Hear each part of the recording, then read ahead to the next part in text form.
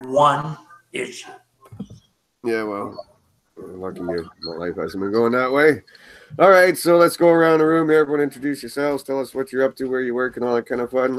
Christopher, you're first on my little window here, so you get to go first today. Yeah, just been having a bit of trouble with a website we started and uploaded, which you know all about. Had a few issues with it. Had to get a bit of extra help on that one, but hopefully it's all sorted now and just go back to getting a few more jobs in and stuff like that. Nothing special really, guys. And yeah, Tanya was up till like 1:30 the other night working on that, and she's been slugging away. We got your back, brother. Yeah, she pulled me out the crap with that one, so I really appreciate that. Yeah, saved me on that. Mr. Doc. Oh, what have I been doing this week? Aside from trying to stay Well, you got to introduce yourself for those who may not know and where to find you and all that fun stuff. Doc Sheldon, Intrinsic Value SEO and Search News Central. And I've been kicking off a couple of new clients projects yesterday. And we'll be working on that again this evening. I've got an AMA I'm doing on LinkedIn with Gareth, Dane. And you're wearing your Depends. It depends, yeah. Yeah, that's on Monday, is it? Over on LinkedIn, you're doing that? No, that's today at oh shit. Today? 2 hours from now. Oh, good. Okay. All right. Great. If you get a second there, Doc, go to the actual event page here and drop the link in for anyone who wants the link in. Ha! For anybody who wants to go check that out later, for sure. I don't have a link yet, but I'll. Oh, that's awesome. So I'll drop back by and put it in. All right, Grant. Hey. Who are you? Where do you work? What do you do? What have you been doing? What have I been doing? Tearing my hair out, growing a beard. Grant Simmons. Wasn't it black last time I talked to you? Yeah, yesterday. Yeah. Grant Simmons, work at homes.com in-house. Many years of experience growing up and decided I didn't like that. So, hello, Steve. And so living in Virginia. I don't know who the gentleman was just before. It sounded like Manchester. That's exactly right. Yeah, it is. It is. That's the problem with your website. It's based in Manchester, so you got to move somewhere nice and warm. See, no, his client's actually in the States, so I wouldn't explain it either. That's okay. And Virginia is a balmy 64 degrees. Oh, don't want to hear about it, Grant. You keep doing that to me. It's like minus 40 here the other day, and he's like, "Oh, it's pretty cold, Dave. It's like 60 degrees here." It's like, "Oh, yeah." I keep getting that with Doc. All right, James. Yeah, James Morris, WPMU Dev Support Specialist. Lately, I've been working with one of our lead devs on improving our Smart Crawl plugin and just doing general support for WordPress and our products and stuff like that. And for anyone who doesn't know WPMU, definitely go over there. From Tanya loves that place. When you got the job there, Tanya was like, "Oh, you're kidding me, right? Yes, free." Yeah, James. Oh, see, she's getting all excited now. Are you kidding Yeah, me? James is here. Well, James is here. Anyways, so yes, great plugins they got over there for WordPress folks. So if you ever need a hand, just let them know. And, Kevin. Oh, hey, Kevin Dory. I'm the director of SEO for Dealer On car dealers. I've been spending the last week meeting with the car dealers, meeting with our sales associates, getting ready for the upcoming car dealer conferences that are going on. So it's been fun, and waiting for all of them to get Google Analytics Google Search Console. Maybe I should just hang up. I can't speak. Yeah. No, same thing. I keep checking mine to see if I've got access. I'm like, come on. Let me see. I want to see what we got here. So it's actually in the show notes, so we'll get there in a bit. Keep forgetting you're in the auto industry. We definitely should hang out sometime. My old stomping ground. I don't do auto as much anymore. But, yeah. Yep. Many years in that space. Mr. Van Horn, sir. And that's it. Hey, all right. You're next, brother. Hey, I'm self-employed and my boss is a real asshole.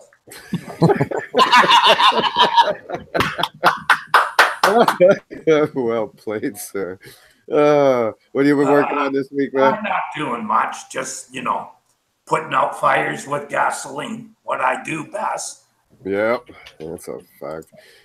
Okay. Canadian Steve.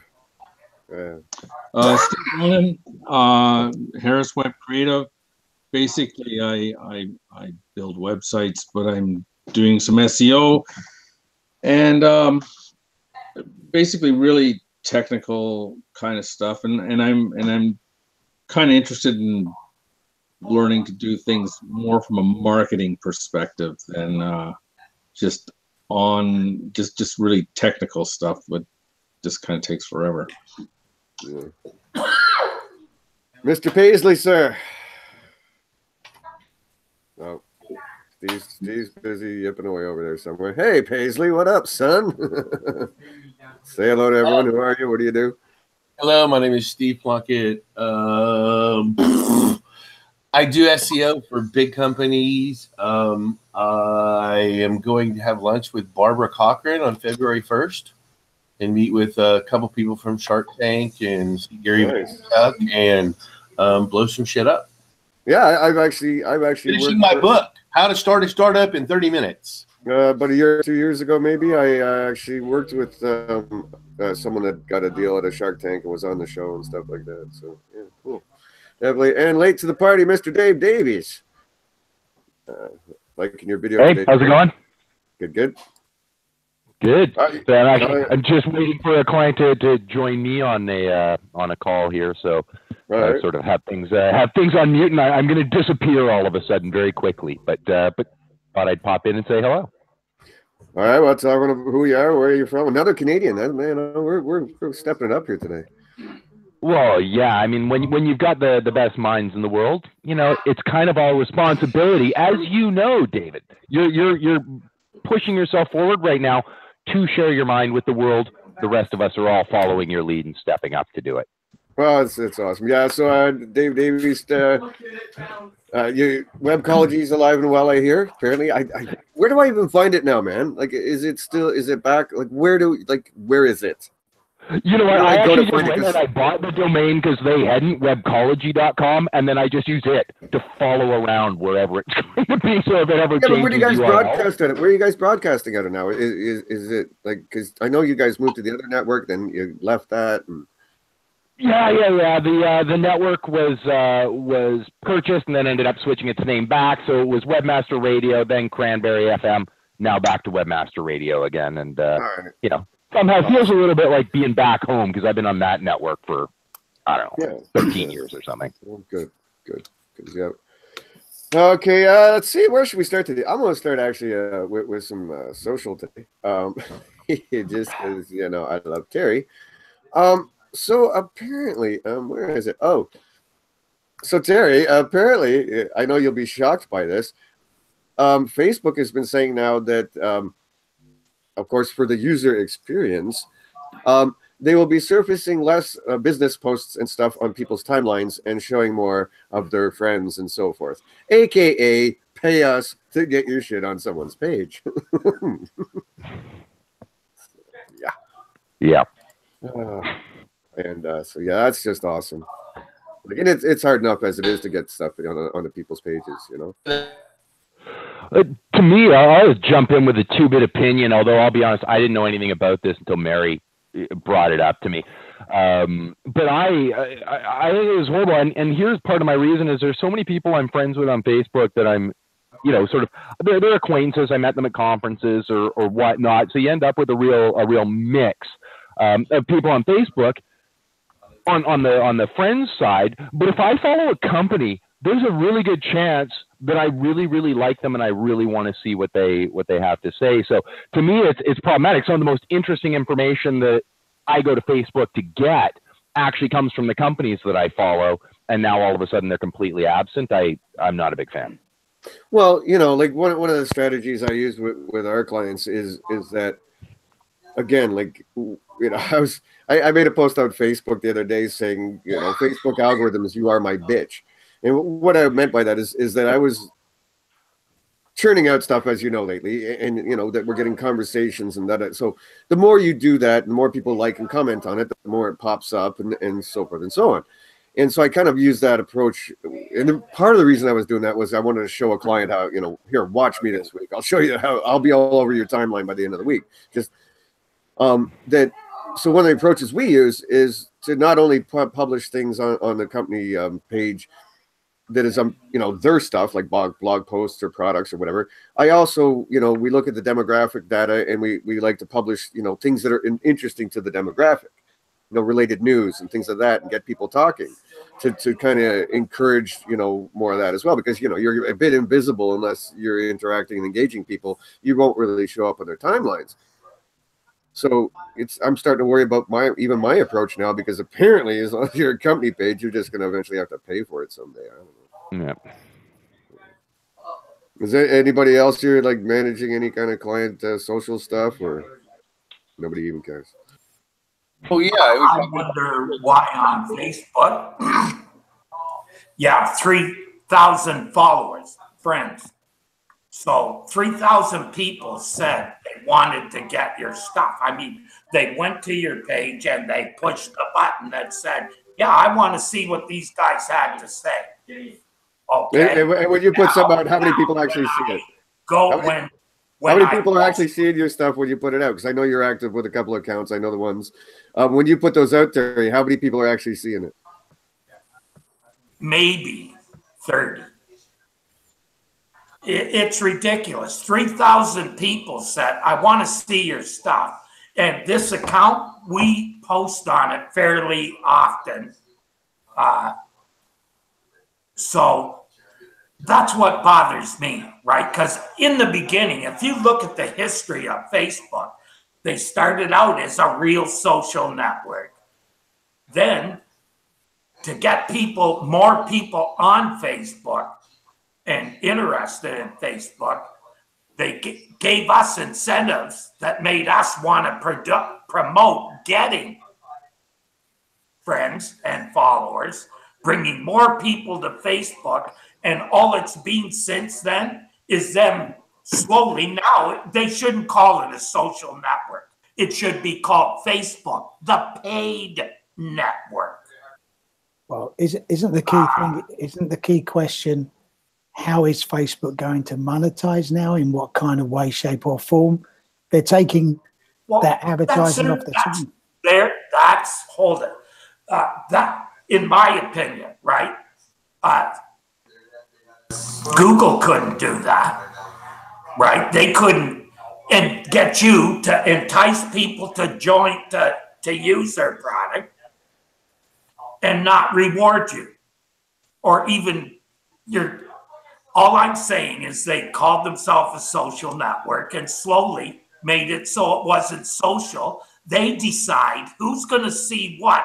And it's not even based on an algorithm of what people say they want to see by making someone a friend. It's how much money can we get by withholding those your access to those friends that said they want. Right. Yeah, I agree, because it was already it was already hard enough. You could have 15,000 people follow the page, and like you said, you can put something out of your latest blog post or something, and you might get like 2% of them actually seeing it. And now they're saying they're going to actually scale that back even further. It's going to be ugly. Wow. In the end, it was like they wanted every business to have to pay for every person that even sees their stuff. So they've been talking about replacing the insertion of many brand messages in the user's timeline with the Explore tab, which, from my perspective, as a business with 200,000 plus followers, we want to see how we can connect with our audience in the best way. So I'm still going to pay, where I have to. It just won't be in the user's primary timeline. I've got to be even better at getting shareable content out there so people share to their timeline. That's the way I look at it. It's another different content play, along with a paid play in the. To be honest, I've spent some time in the paid side of Facebook, but I kind of do targeting a little differently. Curious though, could you, if you could identify, your number one influencers within your followers, like you're saying, just target stuff to them, and hopefully they'll engage and share and whatever, and that might be the way to go. well, I hate to talk about the old days, Dave, but isn't it all about just getting, produce the best content you can, the best thing that's likely to be shareable, and just really push that. And you can win on Facebook that way. We're always going to do some paid things around stuff that people don't necessarily not want to share, but they just don't know about it, and just see how we go. Yeah, I'm just curious if maybe a pricing change comes with that, because I still find, again, I still find Facebook fairly affordable as compared to AdWords and stuff. I still, I don't mind running campaigns over there because I really like the targeting they have and stuff, and it's still not that expensive. So yeah, well, we do some really targeted stuff as well as custom lists and everything else, and it's still Google's DSA, dynamic search ads, end up being better for us from a conversion standpoint. I just think, it's just another channel that I'm not going to lose too much sleep over coming out. I treat social more as a discovery thing for, potential new clients, There's still, attribution wise, they're still more than likely going to go search, do a navigational search on Google or whatever, I still look at Facebook not as much in the sales funnel. I don't really look at it. I look at it as sort of a discovery or a contact point, not more than a conversion point. So, well I think. Go ahead, Grant. I was going to say, you remember it was probably 4 years ago, when Facebook talked about having a better search functionality. I mean, it still sucks, but that was I remember that, dude. I've always busted the balls on that one. It's got to be one of the worst search features I've ever seen, man. It's horrible. Yeah. So that's probably their first place of improving, and then connecting brands maybe in a better search experience. Maybe that's the way they do it. I don't know. Well, I think at the end of the day, all the social networks all they're interested in is monetizing, obviously, because they've got costs they got to cover, and they're trying to build an advertiser base. But, just like with Google, we become the product. The users become the product because you're marketing ads to businesses. So, it's not a big surprise that they're going this direction. It's aggravating, but we're not why they exist. Guys like Grant are why they exist. Oh, you mean suave, sophisticated Englishmen that live in America? Yeah, we'll go with that. Yeah, let's go with that. People with funny accents. Yeah. There you go. That's exactly right. Grant, what kind of product is it? Like, don't name it or anything, but just no. He said in the intro, dude. He works at homes.com, so it's real estate and stuff. Real estate. Oh well, I can see real estate. It's probably worth putting for the. It's like having a billboard for real estate. Like, that's a different deal. Yeah, there's some interesting Facebook products like carousels and things like that can be okay, but we're just trying to do it for retargeting purposes. Someone comes to homes.com, and then we can retarget them on Facebook with some relevant listings. It can work. It's just the ROI isn't brilliant, but it can work. Yeah, I think Facebook's demographics still rock. Yeah, the segments. That is the key right there. I think I have a couple Facebook pages myself. One specifically that I'll refer to is just a community page. It's not even a product page. But when I set this community page up for my local region, I was extremely careful in the demographics. In setting up the demographics I wanted to reach, the geographical region, the target markets, the age range, everything. I was very granular in how I set up my demographics. And I consistently see anywhere up to a 30% conversion rate on actions on the post. So that's a pretty good turnaround considering that I'm doing like a zero spend.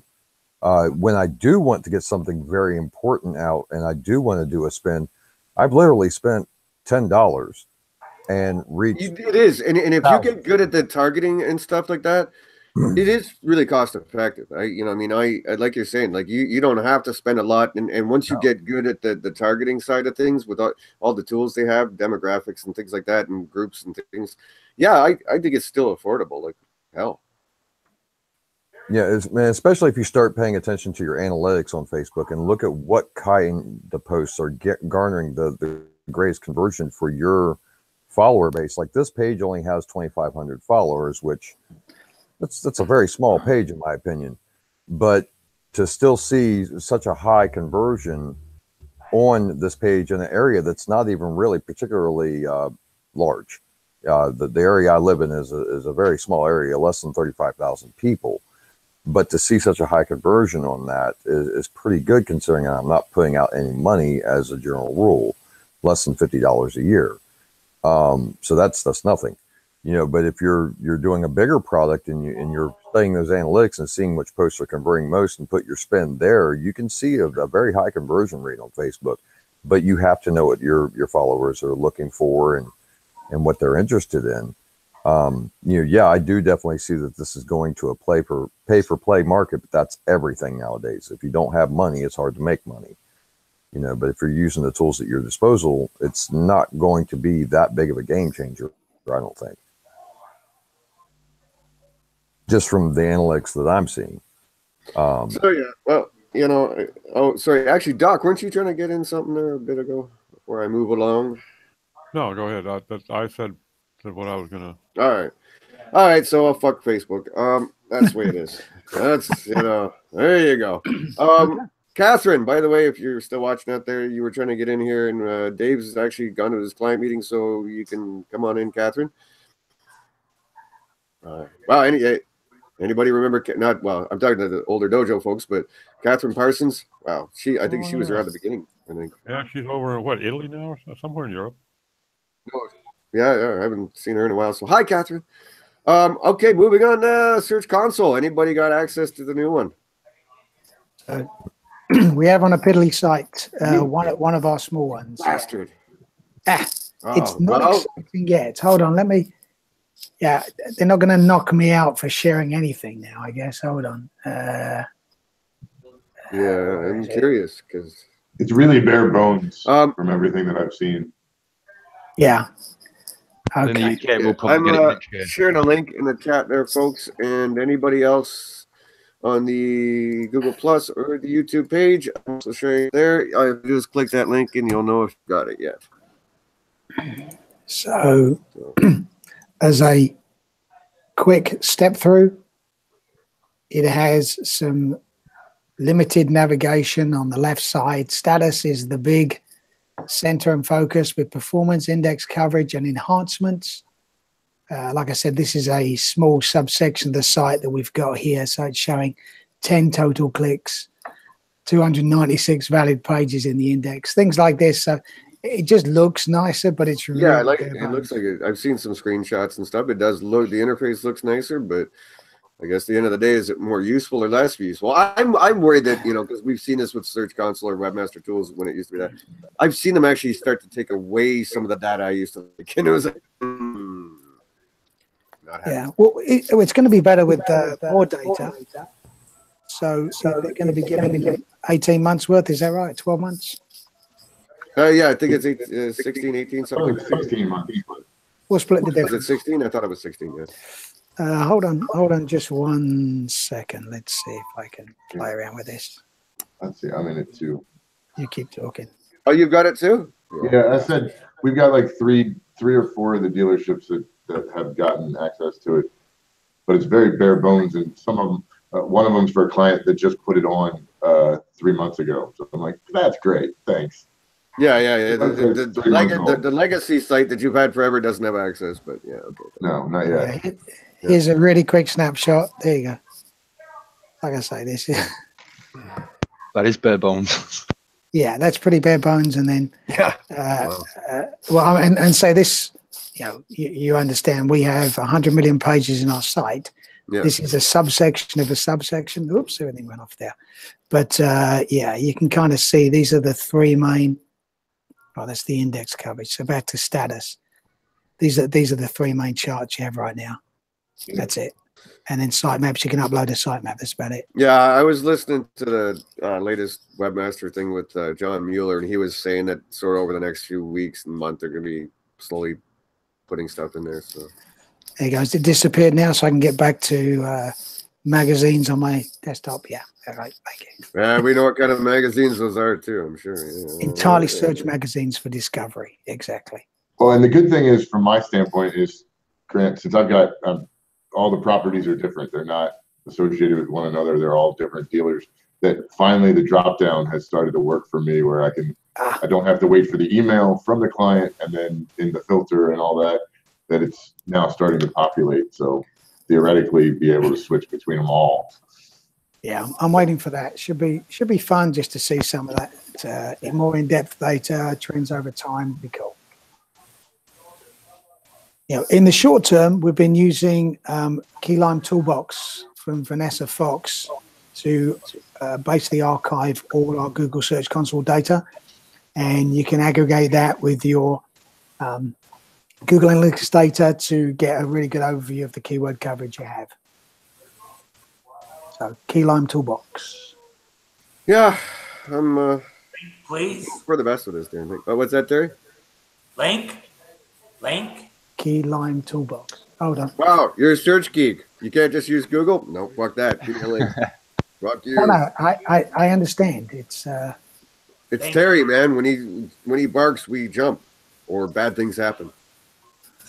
I'm leaping right now. Leaping. It's actually Wes has already put her in there. Thanks. KeylimeToolbox.com. Sorry, guys. Is that using the API? Yeah. Oh, really? You can create custom set. I mean, Is that thing still a mofo to kind of implement? I was looking at it and said this thing's just too freaking complicated for what I want. I'm gonna make a wild guess here. Seeing as Vanessa Fox has the company, she probably knows the Webmaster Tool Search Console API better than most anyone. Yeah, I was gonna say she might know a thing or two about that. She'd want to set it up or whatever.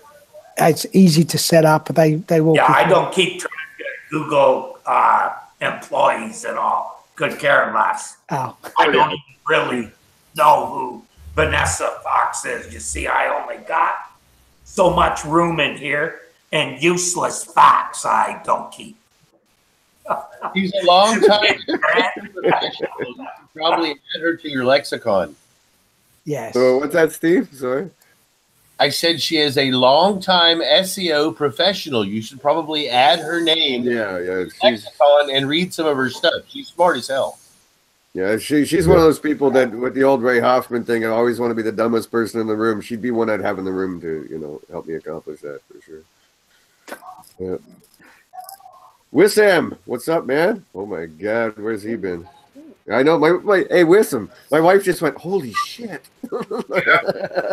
Yeah, I know. Oh, some of the, I've been so chirpy on Facebook lately. People are coming back out of the woodworks. I know. Hey, what's up? See, my wife's all excited now, Wissam. Hey, what have you been up to, buddy? Much work and selling crypto, buying crypto. That's the life now. Oh boy. Yeah. How about SEO? Sell it all and out of the business. You'll be the smartest one.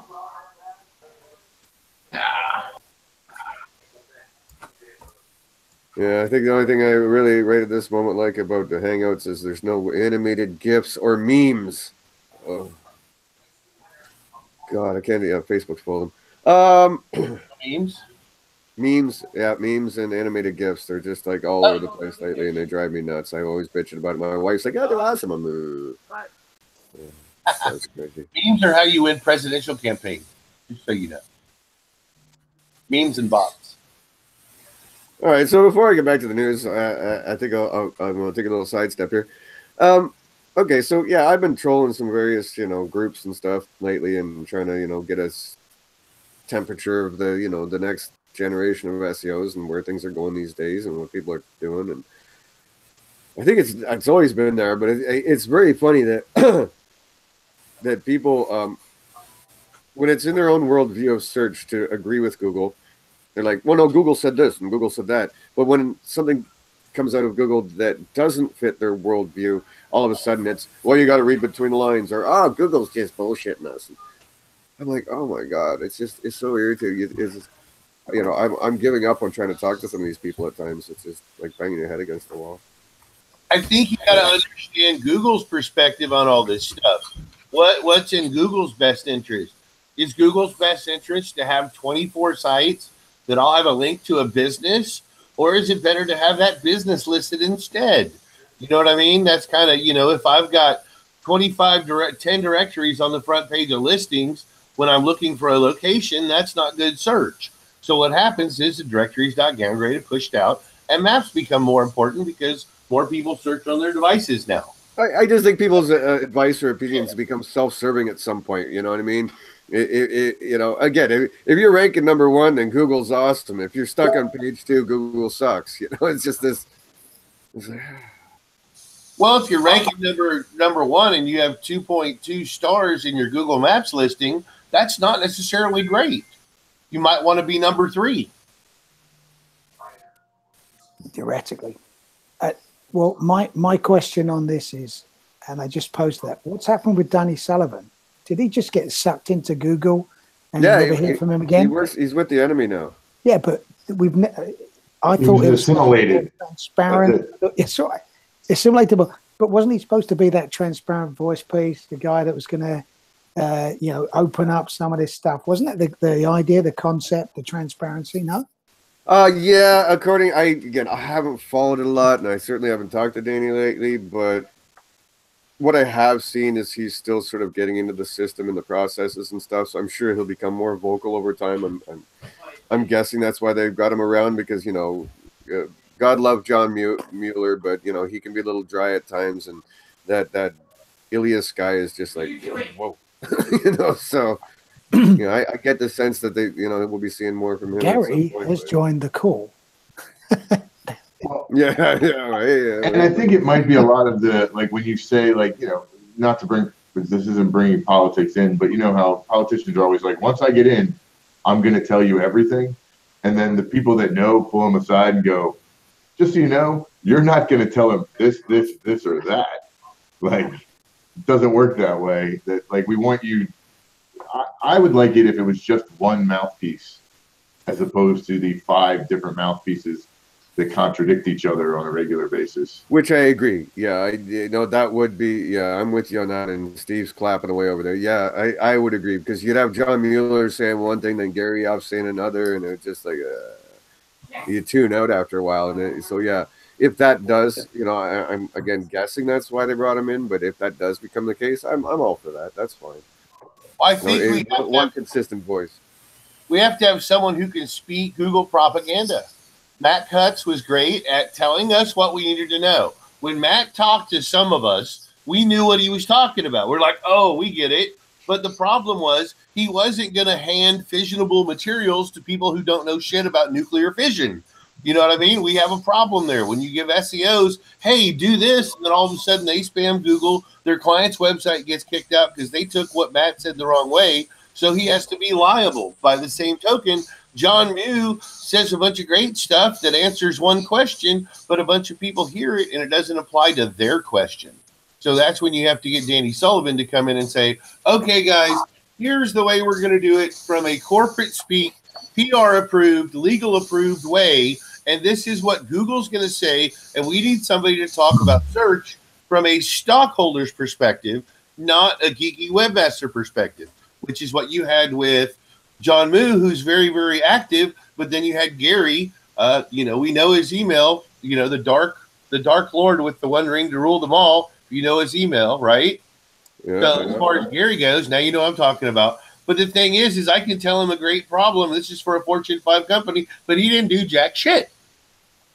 So, you know, okay, Gary, that's great. You can come out and talk for Google. So I think what happened was Gary was supposed to be the mad answer to John Moo, but he didn't do it. He was still kind of a different, John Moo wasn't going to speak, so Gary went and speak. So now we got Gary the speaker, John Moo the webmaster, but nobody to be the PR, hey, I'm Matt Cutts guy again. So that's where Danny comes in. I think they're still trying to replace Matt Cutts, and I think Danny will do a great job.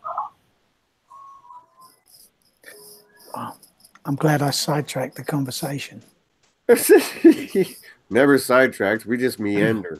Yeah, that's what we do around here, you know. We don't actually have a track. We're just no. Oh, look, shiny thing. Yeah, that's it. Yep, that's how we roll. But yeah. I think I'm hoping, or at least that's what's going to happen. I guess obviously we're going to find out. But yeah, I kind of hope that's what's going to happen. I guess we'll see. It would be nice to have some sort of a consistent voice out there. So, and yeah, Gary just doesn't. I don't know. Never really struck me properly. I don't get the guy. Yeah, I'm not a fan of him at all. Like if there's someone I don't listen to, it's definitely him. I'll agree. Yeah, for sure. I ignore everything he says. Like, I think he just likes to hear his own voice. Well, he's even like that in private. Like, Matt Cutts had one voice with, out in public and videos and blog and whatever. But when I talk to Matt over email and things, totally different, right? Yeah, I've talked to Gary a few times through emails and stuff, and he's just as much a dickhead in emails as he is when he's out there. So, I thought his "Did you know" snippets on Twitter were quite fun, though. I mean, they weren't stupid; they were good, and people lapped it up. It was good to justify some of our thoughts, and it was nice to get a little snapshot. And wait, does Gary actually take his comedy to yuck yucks and keep it there? But I'm doing it. What team does he work on? Search quality, web spam? Where does he actually Gary? work on? Gary, yeah. I think he's quality, search quality. Search quality team. Okay. Yeah, I'd have to look that up though. Sorry. Yeah. Before I press myself. I could show you like lectures in various universities on adversarial information retrieval. It's what the web spam team guys are, and you listen to them talk about SEOs, and we are the enemy, regardless of how nice they treat us in public or what information they give us.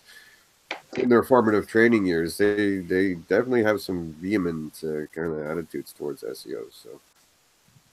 I don't know if even when they're talking to us, if there's an undercurrent in their spirit or their soul that's like, you fucking assholes.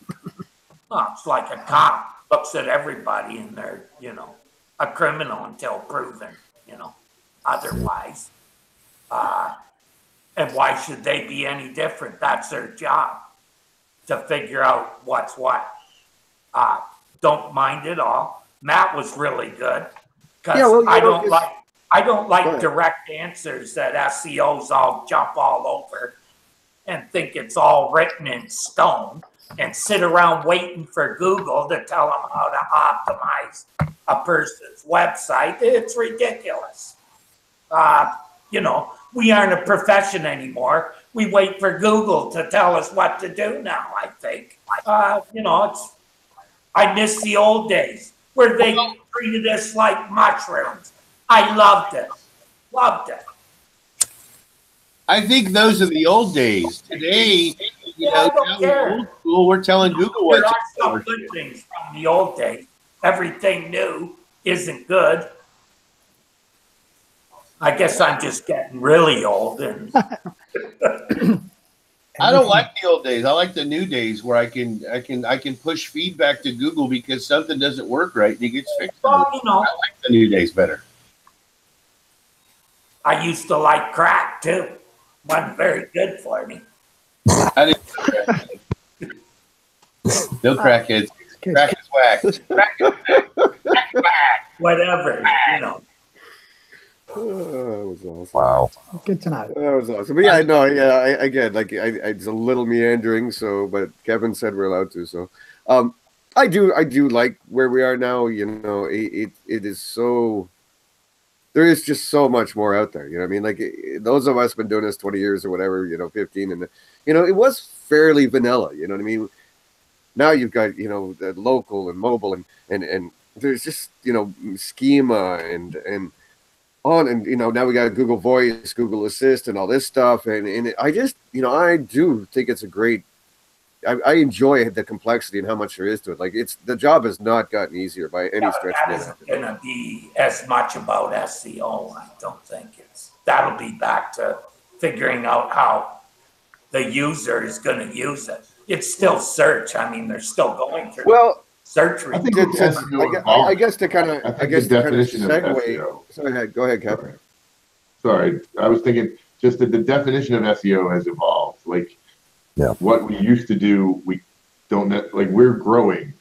I am in the luxury of. I like the fact that it's segmented out. That if you and I'm in the local industry, so I like that I don't have to compete with a national scale from that standpoint. That I finally have a set of guidelines I can work with, and not the other way around where you're all mixed in. But sorry, Dave, I cut you off. I didn't mean. No, that's fine. That's fine. Yeah. yeah, I like all of that, because people, I'm on these groups and people are asking me, they'll tag me in some group post on Facebook or something like I know everything, and it's like, no, I don't. Like, I'm a technical SEO. I know architect. I have a place where I'm good at stuff. Outside of that, I hit the old Rolodex and find people that know that area. 15 years ago, I'm pretty, you think 2003 or something, sitting around in the forums, we could all pretty much relate to a concept or a question or whatever's being talked about, because there wasn't all these diversified elements that we have now. You can actually be a SEO that specializes in certain areas and pieces of it. And I like that. I think it's neat. It's a lot more than it used to be. It's more complex. It's not easier, or it's certainly, well, SEO is dead, of course, but it goes without saying.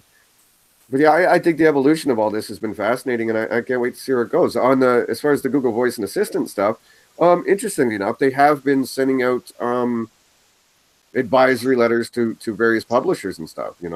I was talking to Jennifer Slegg and Lauren Baker and some of these guys that have been getting these notifications from Google as far as how you can best sort of set up with schema and content and things that you can do to adapt to Google Voice and Google Assistant and things like that.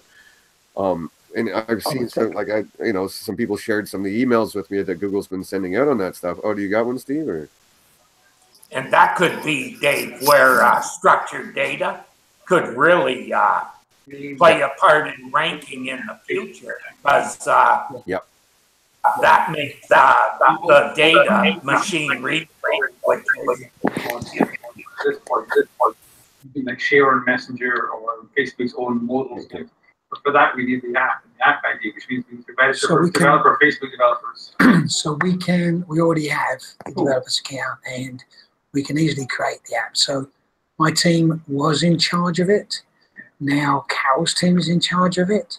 However, they won't know what to do. They're not talking to us or whatever. I think he's talking about his team. I don't think so. All right, ladies and gentlemen, this segment of the show is listening into Homes.com's inside stuff.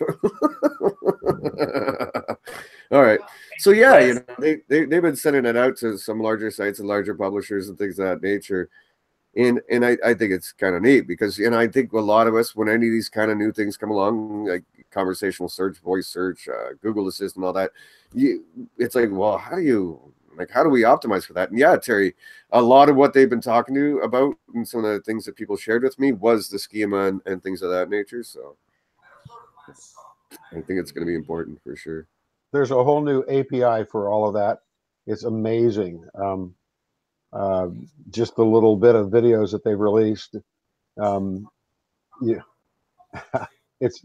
Have you seen the videos where they talk about the API.ai site and how you construct actions? No, sure, but please do share that with me, because I actually created a playlist this week on the SEO Dojo YouTube channel for all the Google Assistant and voice stuff. So yeah, if you could share that with me. I will grab that and put it up in a minute here. Please. Yeah. Thank you. Think about it. Because this is all based around keeping all of us either on Google's search pages or talking to their box and keeping visitors from ever leaving Google.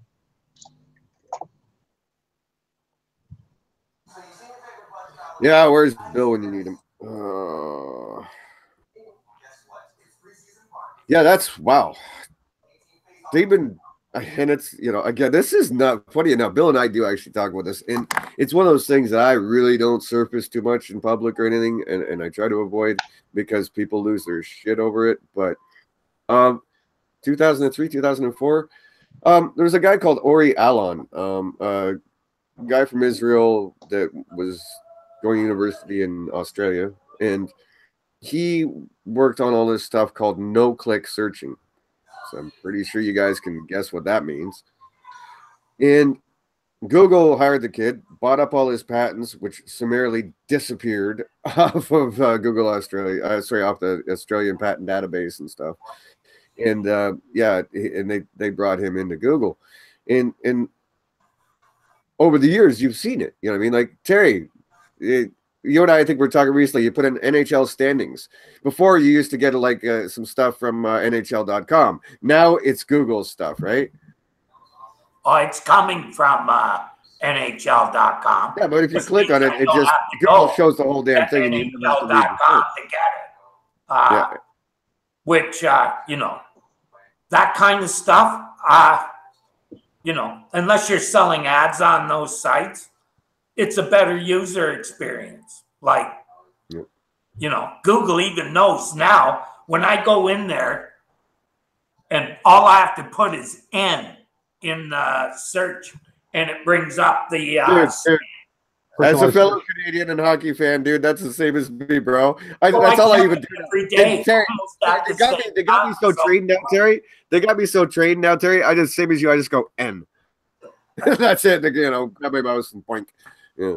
You know, I'm sure all of us have seen that change over the last 15 years, as far as, you know, actual answers and actual replies to stuff in there. And somebody actually in a group made somewhat of an interesting point the other day, which is that might be part of the, okay, so Google puts its own meta description snippet for somewhere around the 30 to 35% range.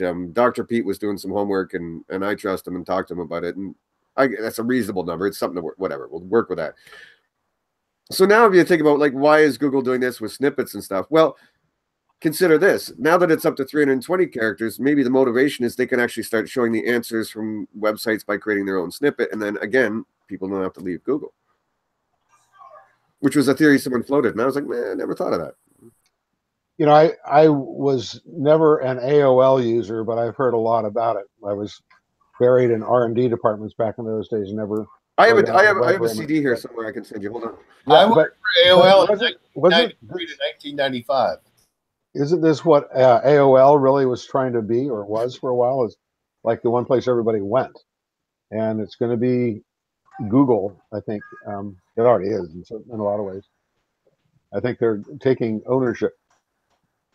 I think you have too many apps and there's too much diversity on mobile phones for that to occur anymore.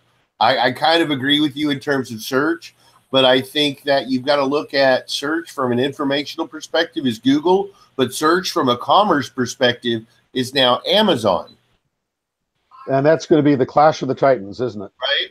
And then so at this point, then how does Google use apps? If I want to, if I delete Instagram sometimes, and when I want to get it back, I put in Instagram and Google, scroll down, the third result is Google Play for me to install that app on my phone. How do we get app information using schema, using AMP? How do we get that into search results? So when I click on a search result, instead of it opening a web page, it opens up my app. And if I don't have that app, it prompts a download. But if I do have that app, I go and search through crap through Google, through voice search on my phone, and it says, here's this information posted on that app, boom, and loads that app and spiders that information. Yep. That's that integration is getting better. It's not perfect. That's the next level of shit we haven't got to yet. Well, you can see the nascence of it with some of the Google Assistant actions. I mean, you know, it starts looking at that first step. I mean, my whole thing is what happens when there is no more desktop at some point, and there's just every other screen, whether it's I used the extreme of the fridge, or whether it's your car, or whatever it might be. How do SEOs get more relevant information to the search engines in a way that makes sense? And whether that's dynamic schema or something like that, it's really key, you know? Well, look at that video that I put up a link for, and I think you're going to see more and more of that. We're going to be like Captain Kirk standing on the bridge of the Enterprise saying, "Computer, tell me," and we're going to get it. Yeah. So how does one be? This begs the question of one has to be the best resource about whatever your topic expertise is, and then be able to convert that to either a commerce or transactional aspect in a way that's seamless to the user, in a way that's frictionless and convenient, and location and context and intent aware. I mean, that's simple, isn't it? But that's guaranteed employment for us. People want some sort of display. I don't think people need a display 90% of the time, or a display in the traditional sense of we need to have a display with 10 links, or we need to have a display picture. I mean, I just bought an 86-year-old aunt an Echo Show so that she can watch TV, she can see recipes, but oh, by the way, it does video conferencing, it will show you maps, it will do everything else. I mean, that's how you get in front of people. It doesn't have to be a big screen, it just has to be something that's contextually relevant and useful for them at that point in time. Oh yeah, like I believe display will be totally portable. Like it comes from something on your body. You can just there was a movie that Cruise did where he did it just on a wall in front of Minority Report, yeah. Yeah, well, I look at my thing, and thing won't be huge because people want to see some things because we take in information visually too. Like if I want to remember something, I'll write it down because the act of writing it down for me helps me remember it. And you have a lot of stuff in your head as well, I hear. Yeah, I gotta minimize what I'm storing. You know the old story about that? Einstein theoretically never memorized his own phone number because you could look stuff like that up in a book. You got her, Toyota. That's exactly why. Yeah. So my, you know, I was just going to say the other, the third player in the Battle of the Titans is Apple. Well, I think that you have other titans as well that are integrating themselves into commerce to connect with the consumer, like Adobe, massive. Salesforce, massive. These are guys that are connecting with businesses and getting access to consumer information and consumer eyeballs. But yeah, from a purely consumer play, Apple definitely. Well, my next point where Apple and Google are both playing is really the connected car and the connected commuter. And that really is, I think, the biggest opportunity. Steve was pointing at the side of my screen. Yeah, he's probably doing something. He's definitely muted. Oh, okay. So, because I think the connected commuter, the connected car, is really the next battleground. Because to your point, Terry, you have a screen. Sorry, man. I just got mad Facebook messages apparently because Josh Brzezinski's back on the radar. Sorry, I'm back. Hey, Grant, look at my screen. Google takes voice assistant market from cars to home devices. Google announced this week at CES that its voice search in cars will be replaced by its technology known as Assistant. The company says Assistant will work with Android Auto. Android Auto is available in more than 400 car models. Okay, so one of the examples they gave is like, you know, somebody had a display. You know, I guess it's pretty much a tablet, but not quite. So the person is sitting in their kitchen making some breakfast or whatever, and they, hey Google, what's my first appointment? Is that this doctor or whatever, right? All right, so how do I get there? We've sent it to your chat. It's the Google Assistant's attaching and unifying everything, right? So that conversation you're having with your kitchen now goes to your phone or goes to your Jeep, your car, or whatever, and it literally. So conversational search is attaching one thing to another. Google Assistant, same idea. You're attaching one action or one query, and again, you're querying your life, so to speak, not just like search results. And then moving that to the appropriate device, if it's your GPS and your phone with the GPS, and then it'll mark out the locations and everything else. So that kind of part of what they've been promoting. Like how well it works, I don't know, because I don't have all that shit hooked up and tried it in the real world, but. That's kind of how they're promoting the connections and stuff. Yeah, they've been really pushing it the last couple of weeks. So as SEOs, how do we integrate our customer or our own brand's information into that flow? That's really the key component, isn't it? So just for an example, you have a connected fridge, a connected car, and you use some sort of app to do your grocery shopping.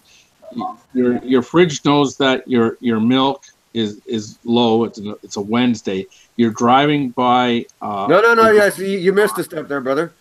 What's that? At this point, you now have a Google self-driving cars, so the car is just going to go get it on its own. Yeah, there you go. But or no, it's going to come to you. They're going to deliver it to you. Right. One way or the other. Yeah. Be a drone from Amazon. But you can look at Amazon, and they're kind of assistant too, and they bought Whole Foods. Right. They aren't dumb. Prime is going to be huge, man. Going to be huge. You hear people talking about it in the States, and nothing but good things. So They need to definitely improve on that, though. But it's not Google. Oh, that's why Steve don't like it. I've tried grocery shopping with Prime. It's not pretty yet. Oh, the other thing I wanted to mention, and I saw a little about SEO.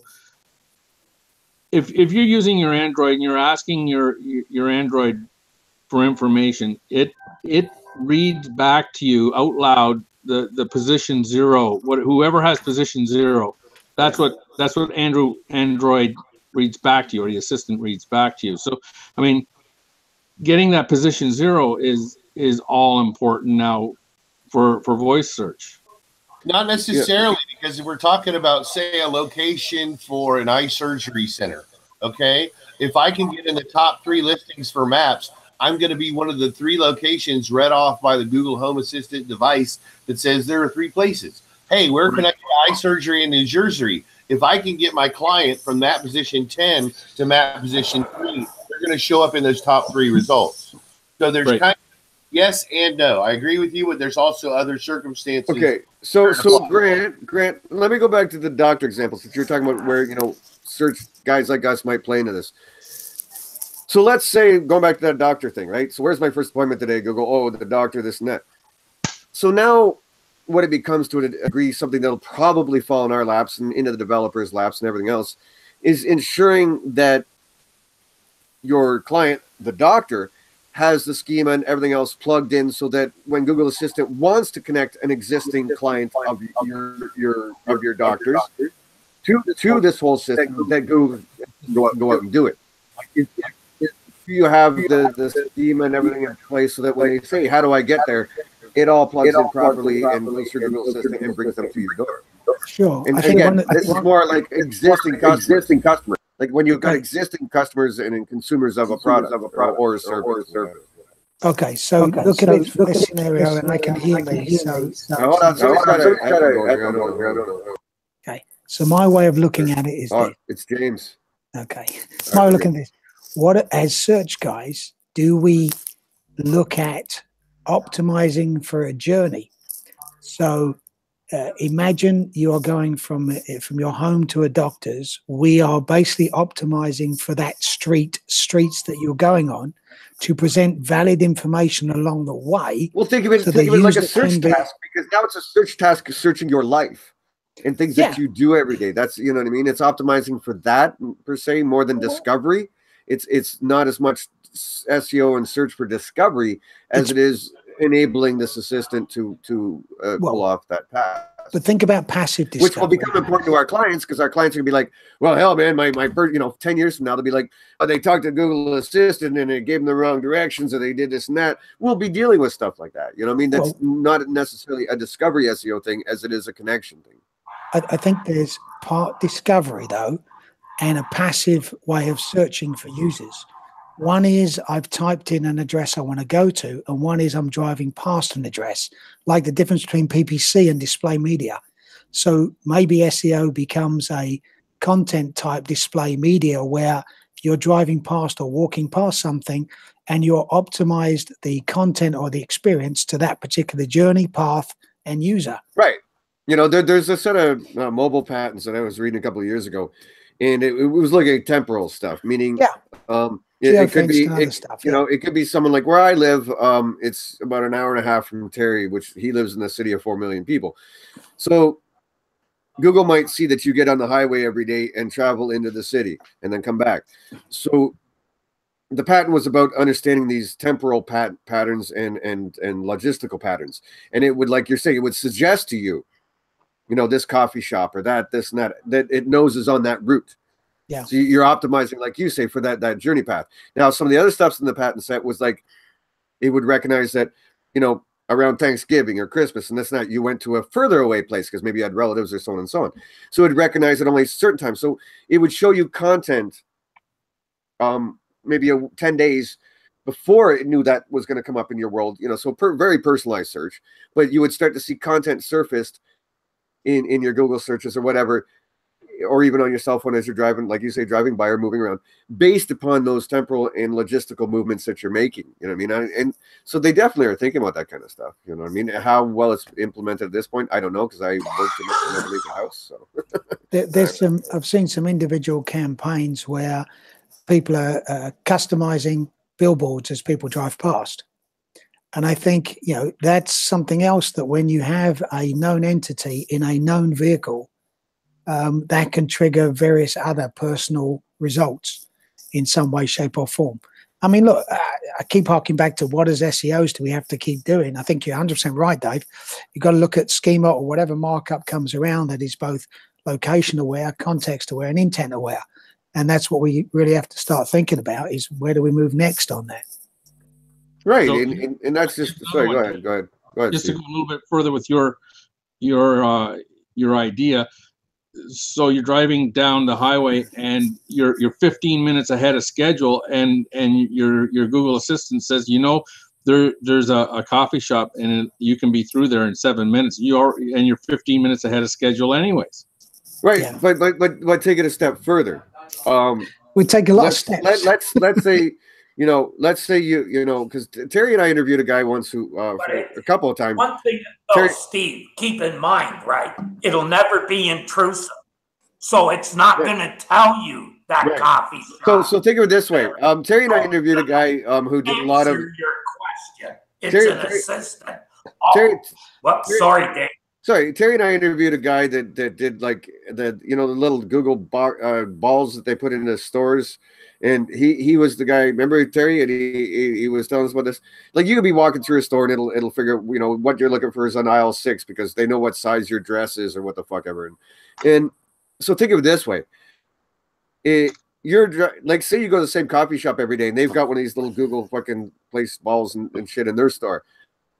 What Terry says, it would almost be like, okay, you'll be at your favorite coffee shop in 10 minutes. Would you like us to place your order ahead of time? So that by the, like, literally, if they've got the connected Google on that side, you've got your, you know, Android phone. It would ask you, like Terry's saying, not do it for you, but ask you, would you like us to place your order? Because they know you get the same kind of coffee every day, blah, blah, blah, because the Google ball tells them that, and you've got your Android. It'll say, hey, would you like me to order ahead for you? So you literally could get, and how Google could sell that to a business because that's going to speed up their process of the drive-through and everything else, right? That people just pull up. And you don't have to say, I'm order 649. No, you got your fucking Android. You're going to pull up and they'll be like, oh, here you go. And that's it. You're done. You know, and now expand upon that in any way you want. But that's the kind of thing where this seems to be going. You know? To Grant's question, right, about where, that's what SEO has done. Like when I started, the search engines were kind of not even really around. It was, you know, there were some big directories, and then Yahoo come about with, you know, their search engine / directory. And the search engine was pretty, how do you say it? Crap. That's Grant, crap. that was exactly the word coming to my mind. No, man. Okay, very basic. Let's go, Terry. Let's go with very basic, very simple. You know what I mean? It didn't have a complex set of factors or rudimentary. You know, that was only probably a couple of years removed from like some of the stuff that was basically your database. I think that's where a lot of data from the maps that people use on their Android is going to come in as well when it comes to driving somewhere and knowing you've already visited it through your map or you've reviewed it and recommended it and stuff like that. I think it's going to be interesting as it goes. Well, you know, I used to joke that Google really does want to know everything about you because 5, 6 years ago, they bought a DNA company that essentially you send DNA and stuff, and they tell you stuff about yourself. And when they bought that company, I was like, oh my God, Google, really? Are we going this far? Like, It doesn't I think one of the owner's wife owns that company too. Yeah, thing is, you're gonna have your Google hairbrush one day, and it's gonna be taking DNA off it. And you're gonna get a message from your Google Assistant going, "You're actually at risk for type 2 methylinoma, and you should see a doctor." Well, in that case, I'm fine. By the way, we've got the Go after doctor. my Go see hairbrush. him. They can go after my hairbrush all day. I mean, in reality, even if they never use that data, it's worth a lot of money to them to sell it to other companies who will want it. So either way, it's win-win for them, isn't it? So Well, that is a good point. Hey, Dave. Yeah, go ahead, buddy. Along your journey, you happen to have downloaded the Walmart app, and you happen to enable notifications. So you drove by on the freeway past a Walmart store, and there's 4 items that you have purchased from Walmart, and you've used codes on the app. So therefore, you're going to get push notifications currently on your phone through Google Plus. And now consider that when you're on your desktop or wherever else in your sphere that you were searching for a given product over the last couple of weeks, they tie that in and suggest it to you as you're getting close to it. Yep, fucking A. That's where I see it going. I agree. Users who bought this item also bought. It's already there. That's where It's it is. already there. I'm telling you. Okay, yeah. No, I'm saying, but it's just going to get more ubiquitous. It's going to become more like Terry was saying. It's going to start suggesting things to you and going, "Hey, by the way, you know." So does this assume that most of us are using Android apps, or sorry, phones? It's about 90-odd% of the market right now, dude. Like Actually, people talk about iPhones and they line up at stores and stuff, but you know the Android market share is pretty freaking huge right now. So. iPhone is big in the United States. Yeah, Right? Go anywhere else, and because of the cost, people in India can't afford iPhone. Which is funny enough, you know, I talked to Matt, and again, when I used to talk to Matt, we never talked really about SEO per se. We talk information retrieval and things like that. And when I, used to talk to Matt and stuff, that was one of the things he was telling me about, the Google perspective and everything was that, a lot of the world can't afford a desktop. And so they really wanted to focus on mobile and Android and stuff because, like you're saying, Terry, anyone can grab, get service and grab a cell phone in Africa, wherever, and I'm not saying third world in a bad way, but, yeah, we talked about that, Terry, and that was just something he was saying that it was very important to them that because Matt, he's such a nice guy. He would never say, he doesn't think corporate speak. So he was like, no, it's important that the whole world has access to the internet. And there's no fiber cable, there's no, DSL, there's no fucking, in a lot of these countries, that infrastructure doesn't exist. And we want to, we care that everybody has access to information. Matt, that's the way, he talks. And so, I agree with it. And that's been a very huge part of the direction they're going. And, when we were talking about that with me and him, it was like 2008 or something. So for most of us as SEOs, what market are we concerned with? Again, ubiquitous. And I think that's where we're headed. That your experience with the internet now goes from your phone to your tablet to your Xbox to your desktop to whatever. Again, people ask me that kind of advice, and I'm like, I wouldn't say, well, just focus on mobile. No, focus on the experience.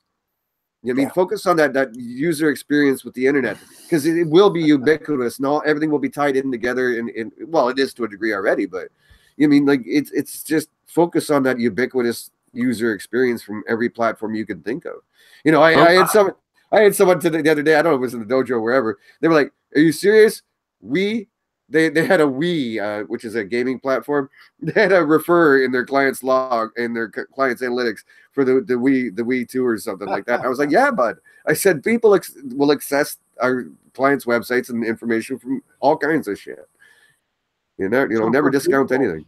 For Google, this big global market matters a lot, and all these points about much of the world not being able to afford all these devices. But for us as SEOs, yeah, but it's not, again, it's not even just the devices. There's not the infrastructure in place. There isn't the fiber cable and all this other stuff. It's not even in place. So okay, I get that. But for us, our clients, development company, you got to have a generator because the electricity goes down so much. Sorry, I lost that. I didn't understand. Don't worry about it. Go ahead, Tim. What was your where are you going? Well, so for us, with our clients, I know some of you all work with huge, big clients. Great. But for most of us in the SEO industry, at least in the US and in Canada, I would dare say, our clients are mostly small local businesses. Right, but And, okay, you deal with the elderly care stuff, right? I So do. consider it this way: that you want to ensure that they have the schema and the various things needed for Google Assistant, Google Voice, and all that stuff. So when their relatives want to visit them, right? Maybe you say, "Hey Google, I'm going to visit my father on Friday. Can you add on Friday?" And what it'll say to you is say, "Oh, what time?" Blah blah blah. Except And that most of the calendar. So that logs it into Google Calendar. So when they get up Friday, they might, Google Assistant might say, okay, well, you have to go to your dad's today. So we're going to send the GPS information or this and that to your phone or to your car or wherever. So you want to ensure that your clients in your industry have enabled this technology to happen. Because think of it this way.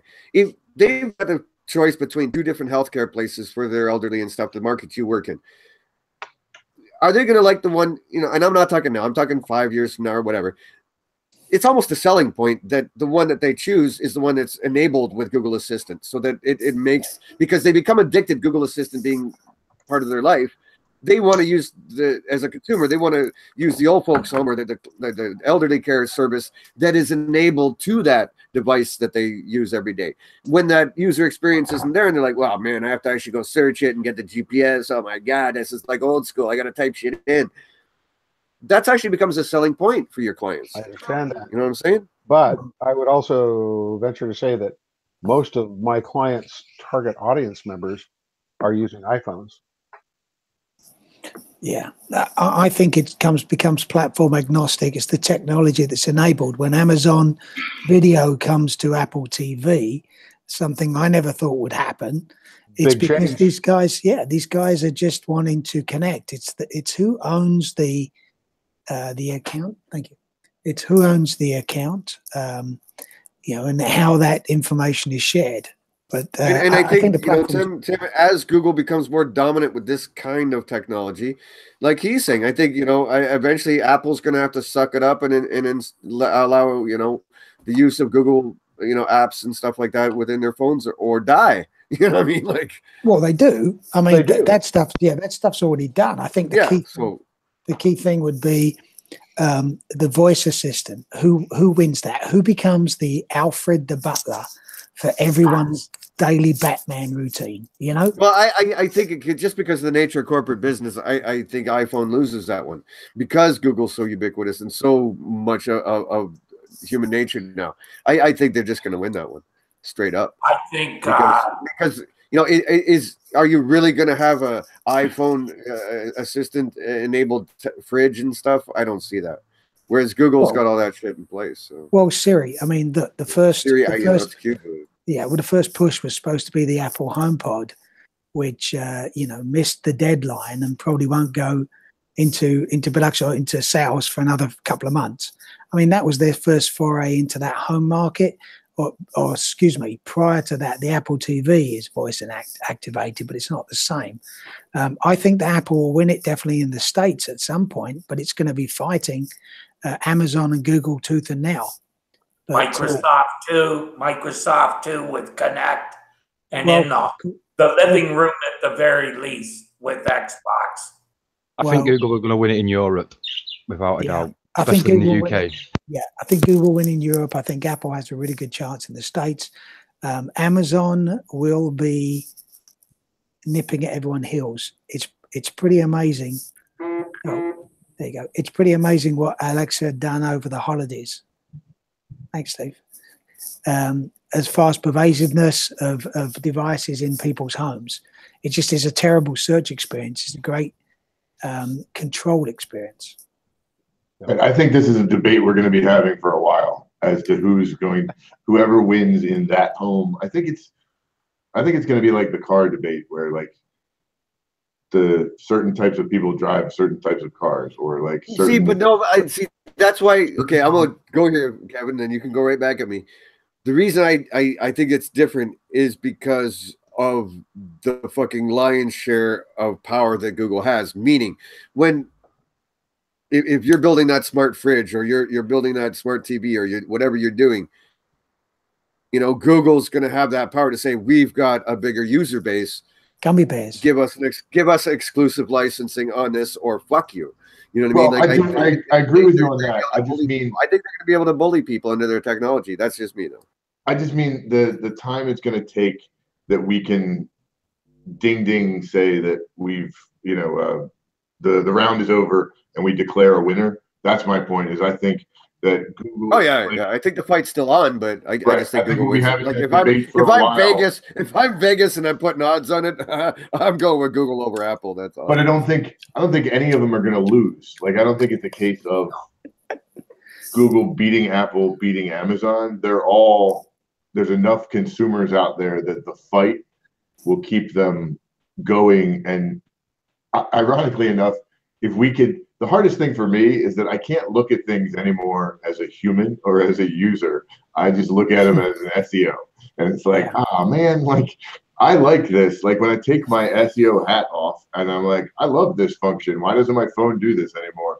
And not looking at it from my marketing standpoint of, I don't want to be marketed to cars. Why do you keep trying to sell me cars? Oh, wait, that's what I do for a living. Okay, that makes sense. I wanted to ask Grant a question. That working for the site that you do, right? Yep. Do you ever look at what they're putting into new homes, right? Like what's kind of standard? That'll be, in my opinion, kind of a leading thing. I used to work when I first got into this business for one of the large developers in Canada. They did nothing but new homes. And you can kind of pick up because they all go to kind of the same suppliers because of cost, etc. And yeah, that's how. So we're very much into the smart home and thinking about what's next. And just for those people who work at homes.com. We do articles for consumers so they better understand. But if you're at the CES conference, which I wasn't, but I followed it, there's so many smart elements to homes that are happening. The majority of them are voice enabled. The majority of them are actually voice agnostic. Well, I say that.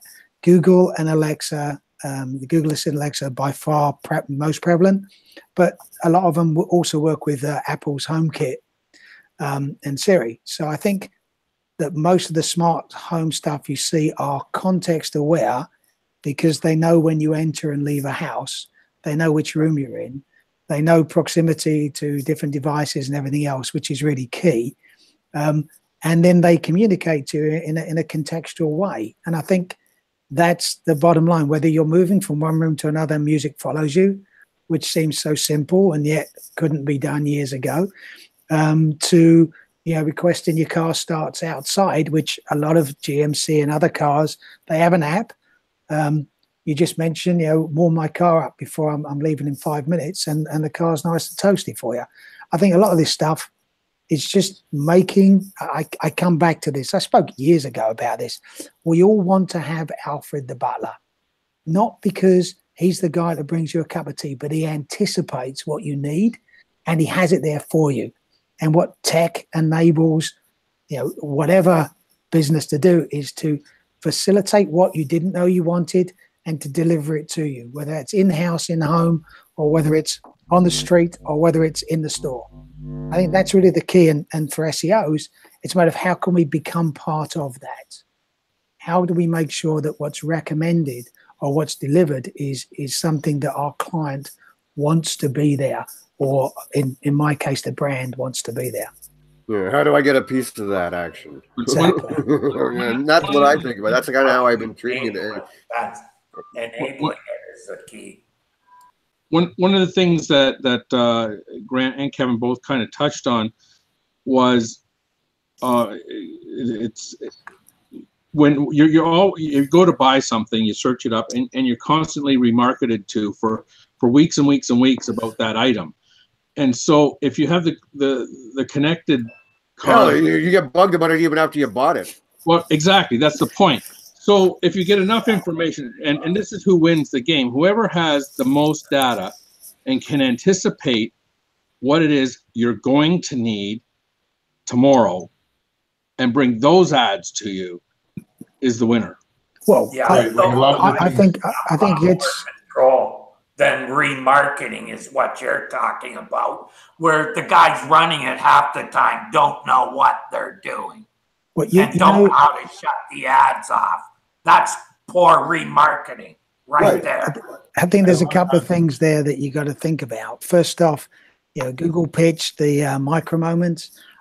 When you're talking about what you need tomorrow, I think about nano moments. What do I need in 2 seconds time?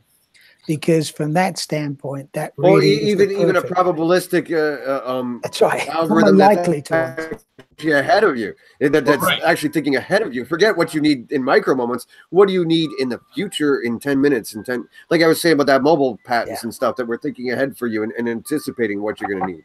Yeah, right. That's one of the things that we're probability, and there's they know that 70% of the people that they feed this ad to are not going to jump on it, but 30% will.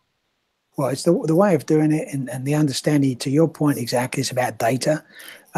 We've talked before about the Internet of Things and the ability of produce or products in the store to be chipped and to be somewhat aware. These are things that more inputs, more data. Well, when we were talking about it, half an hour ago, I muted and I said to the missus, I said, yeah, your fridge is going to know you're out of milk and it's just going to show up at your door. She's like, love it.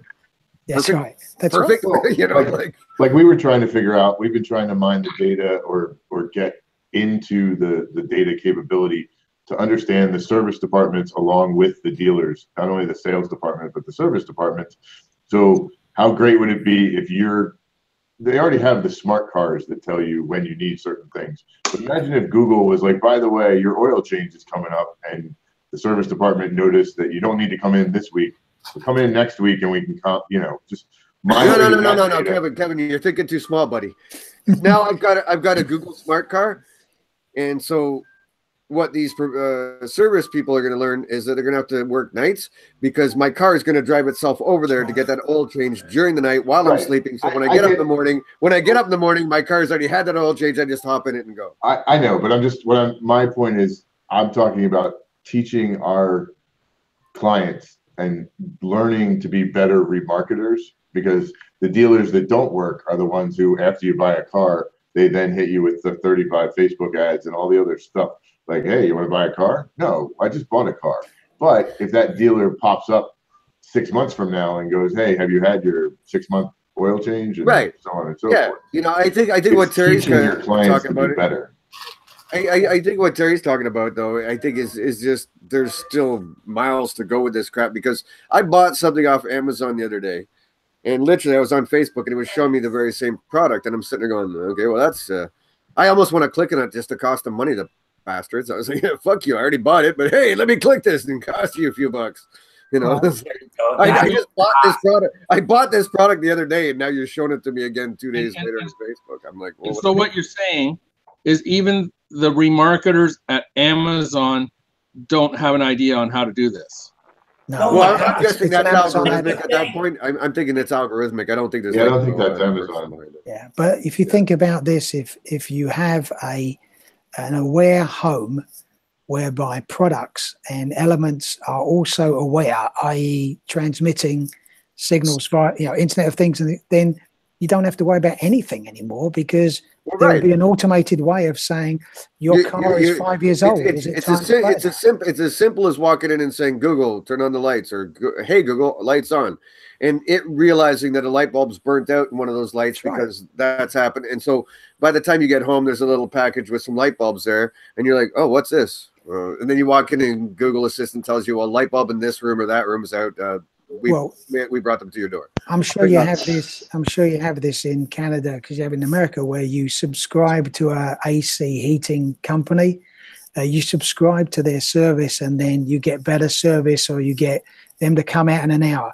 Well, imagine if you subscribe to a light bulb service.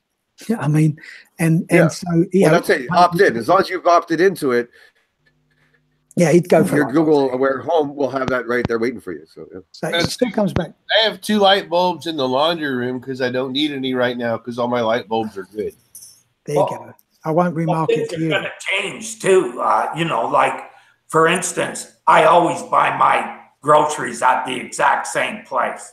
So if that store is smart and everybody's got that device in their home, right? I'm going to say, make this shopping list, because right now I do it on my desktop. It's the old chef in me.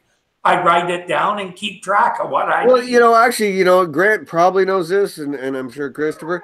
The UK is actually kind of a leader as far as home delivery of groceries and stuff. They got some really good businesses over there doing that kind of stuff. So yeah, again, you'll have that aware fridge and that aware home and hooked up with that, so you don't even. It'll just show up at your door and shit. Dave, we've already got one for shavers actually. There's a service you sign up to where they guarantee that each razor will last for 2 weeks, and every 2 weeks they just send you another set. That's it. Yeah.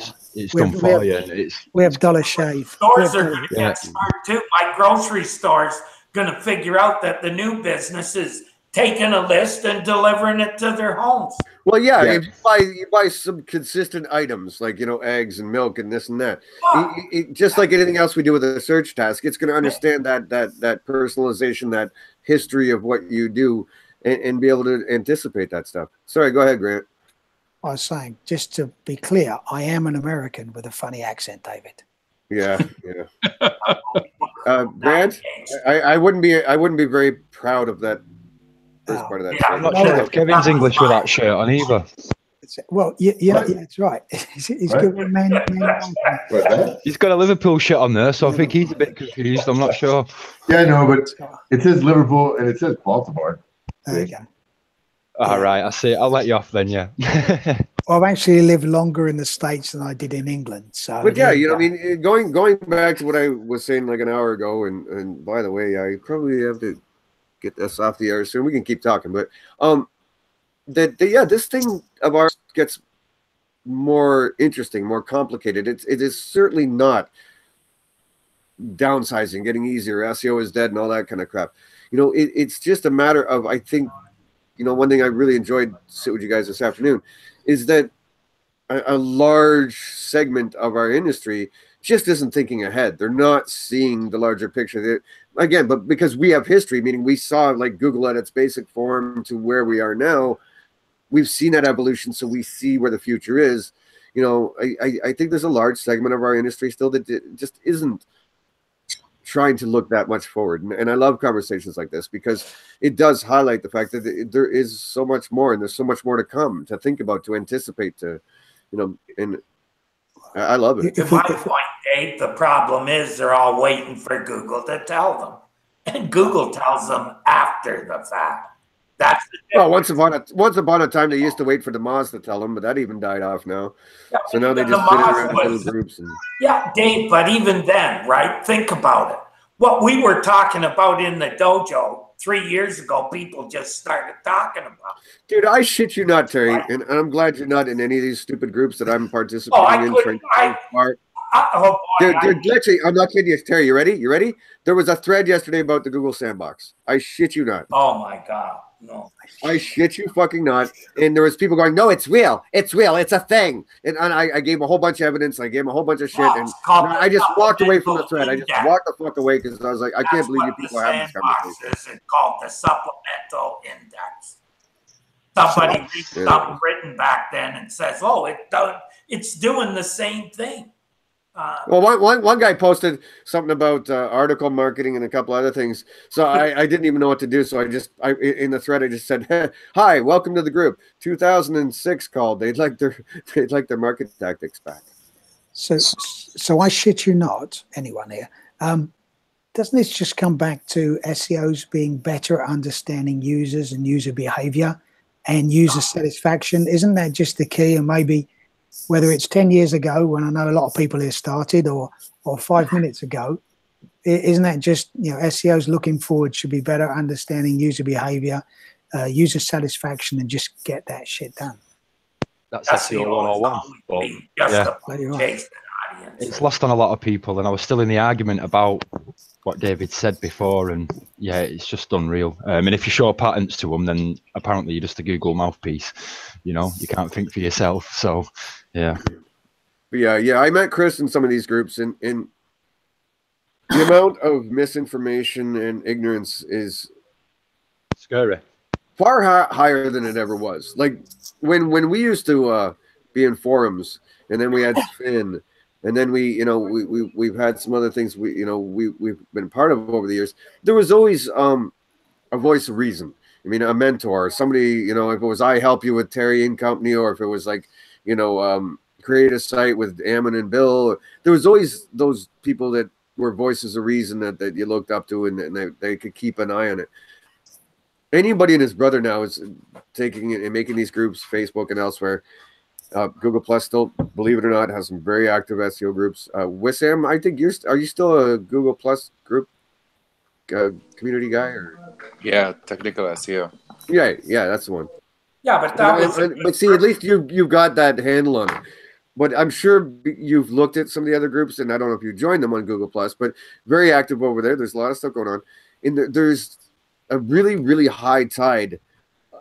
Because there's, Terry, as you always said, there's a very low bar to entry to get into SEO, and there's a very high tide of bullshit out there and misinformation going on, and it is kind of frightening. That's why I came out of retirement, meaning I've still been working for clients, but I haven't been like out active writing and being part of the industry for like a year and a half. So what scares me the most about it is that they have clients, and that misinformation then is going to clients who could potentially lose a business or a livelihood, and that's the most scariest thing about it, really.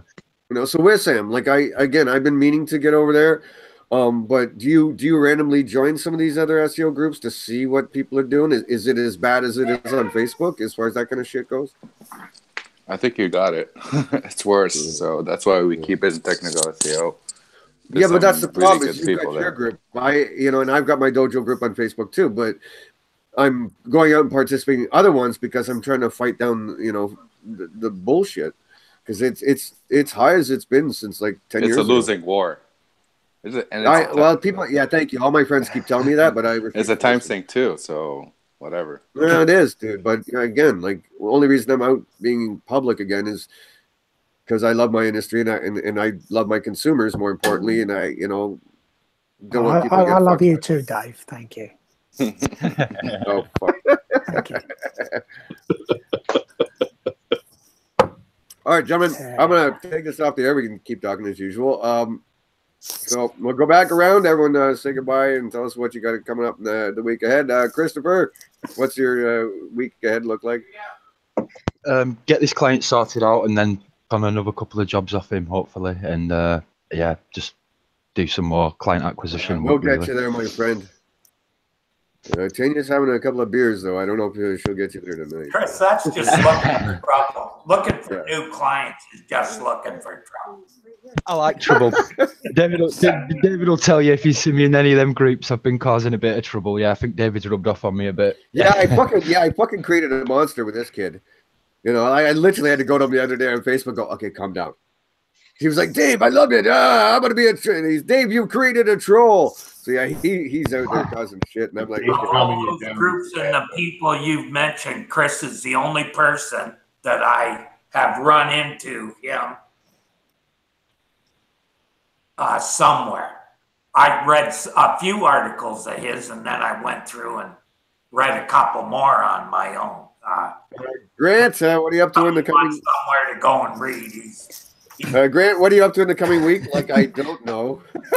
Yeah, we have a pretty major migration going to be happening in the next few weeks. Anything up to about 10 million pages. So.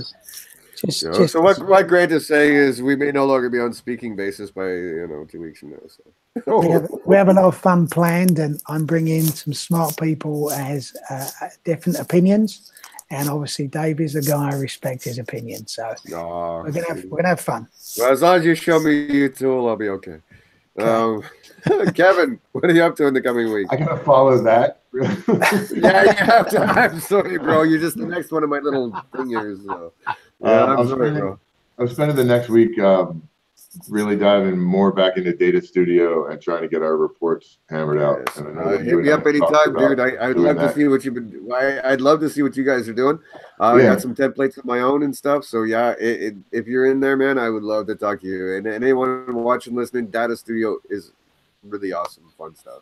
Yeah, that's on the plate for next week. Yeah. Well, it's nice, you know what I mean? Because I don't care if it's you with like, you know, people above you or if it's me with clients. It's a nice place to surface business intelligence that you can dig into more, right? Like, you know, Well, and we're looking at it from us to the clients too. I'm not just doing this for us. This is going to basically be replacing our reporting system once we get it all hammered out. Yeah, dude, it's worked for me great. Like my clients, like I said, when it started for me, it was like clients going, I was looking at this Google Analytics report and this one there. What does this mean? And what does that mean? So when I went into Data Studio and put all the different templates together that I made, I don't get those questions anymore. You know, I mean, they just go there and the business intelligence is right there, and they're like, okay, cool. So, yep, love it.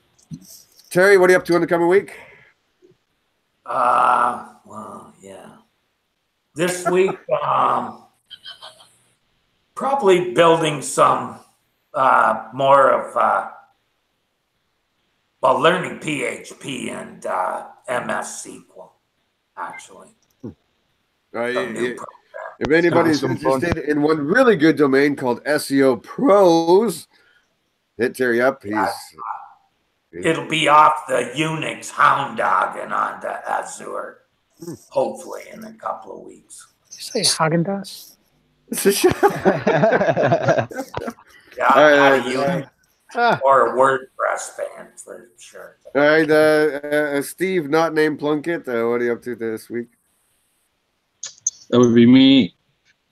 I have a new client coming on, hopefully, and I want to get a new strategy for an old client. I think I'm going to rethink what we've been doing. Got his website kind of up to snuff, and it's time to look at doing things a little bit differently.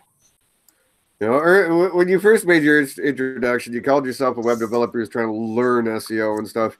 And back to my point that Wissam and I are kind of out in the trenches in the communities and stuff. You'd be amazed. You're probably a lot smarter at SEO than you think you are because there's a lot of idiots out there. So I wouldn't sell yourself short of that. No, I'd second that actually. I know when dude, he's been hanging out with us for how long? You been with us now? Like 2-3 years or something? I know at least 2 years. Yeah. I know when I take over sites and I look at people's websites and I'm just thinking, who built this? Mr. Paisley, sir, what is your? Oh yeah, you've got a lunch date, I believe. Other than that, what are you doing? No, that's February 1st. That's like a couple weeks. So February 1st is when I go do the Shark Tank people and hang out with them. Next week I have 2 clients. I picked up a client this morning that has 107 something locations. So I'm going to do some Google My Business work for them, and that'll be what's happening the next week. And then getting for major, how do we say this, work orders or financial agreements signed to where another client that I do consulting work for, I'll end up working on one of the Fortune 5 again, figuring out their ecosystem. So it'll be fun. You know, dude, I really love that kind of work, by the way. I've done a few. Terry and I even worked on one that they had 300 different dealers and distributors, part of the mothership, though, over like, what, 3 countries, I guess, Terry? It was UK, Canada, and the States or something?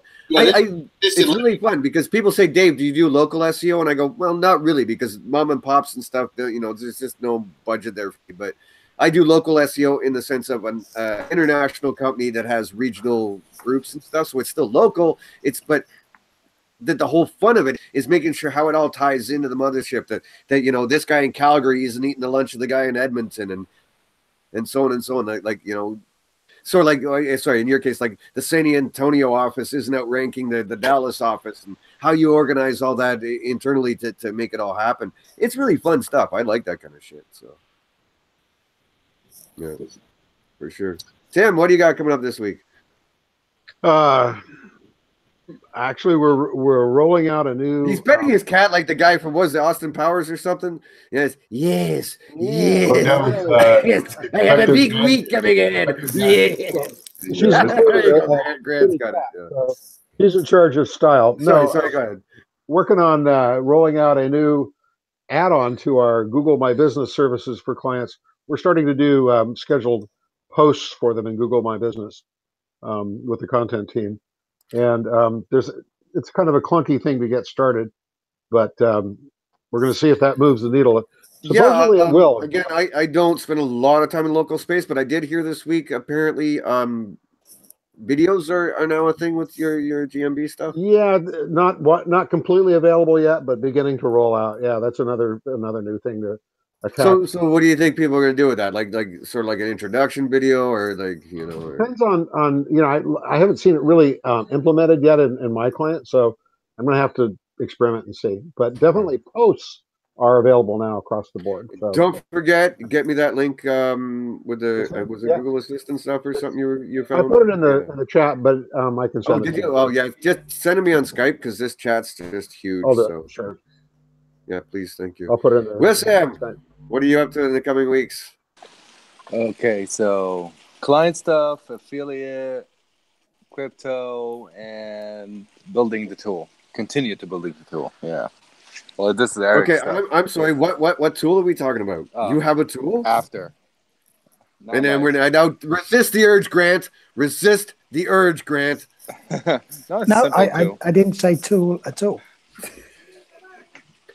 What is this, Wissam, and why haven't you told me?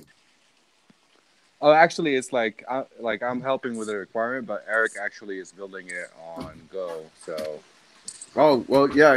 You and Eric are two intelligently fucking awesome human beings, and so please do share it with me at some point. Yeah, like, absolutely. When we have the beta, we can definitely drop it on. If it's coming from you and Eric, I'm hands down interested. So yeah, awesome. All right, folks, we're going off the air. Green room links are available wherever the hell you're sitting right now. You should be able to see them, so feel free to join us because this is where we sit around off air and talk nasty shit about lots of everyone, and we share all the black magic evil shit. So, anyways, till next Friday, gentlemen. Thank you very much for dropping in. Appreciate it as always.